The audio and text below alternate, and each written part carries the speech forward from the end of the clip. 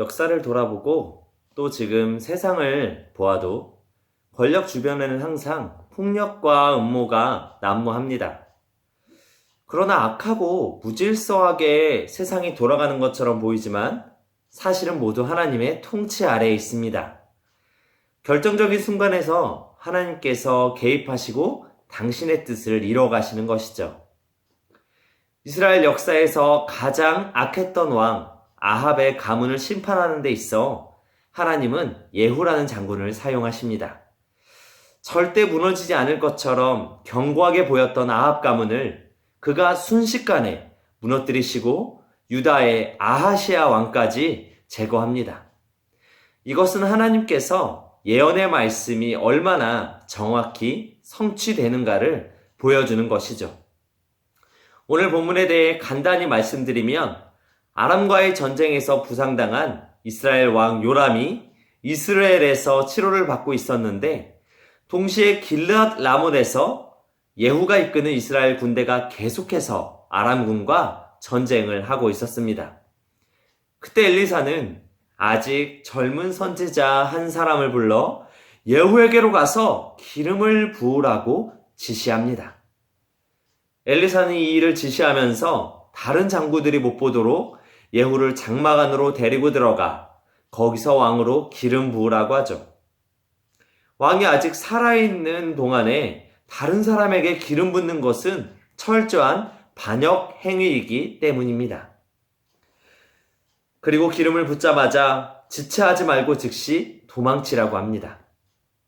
예후가 새 왕이 되었다는 소문을 퍼뜨릴까 두려워 그 선지자의 제자의 목숨이 위협스러웠던 것이죠.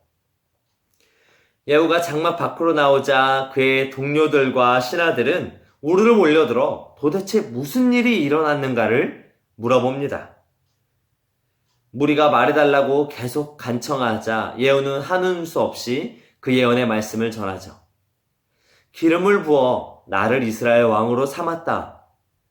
우리의 주인 아합의 집을 치라고 예언자가 말씀하였다. 이 이야기를 들은 예후의 동료들과 부하들은 즉시 예후를 왕으로 추대하게 되죠. 이로 보건대 그때 당시 많은 사람들이 아합 가문에게 많이 실망하고 그를 왕으로 몰아내려는 움직임이 있었던 것으로 보여집니다. 이 역시 하나님께서는 이 모든 상황을 이미 다 아시고서 사용하시고 움직이셨다는 것이죠. 하나님께서는 예후를 왕으로 세우시며 분명한 사명을 주십니다. 아합의 가문을 멸절시키고 바알 우상 숭배를 척결하라. 오늘날에도 이와 같이 아합 가문과 같이 많은 악이 득세하고 우상이 만연해 있습니다. 잘못된 물질적인 세계관과 다신론과 여러 가지 종교 혼합주의와 같은 것들이 가득합니다. 하지만 하나님께서는 이 땅에 정의가 바로 세워지도록 여전히 예후와 같은 사람을 계획시키고 사용하고 계신다는 사실입니다.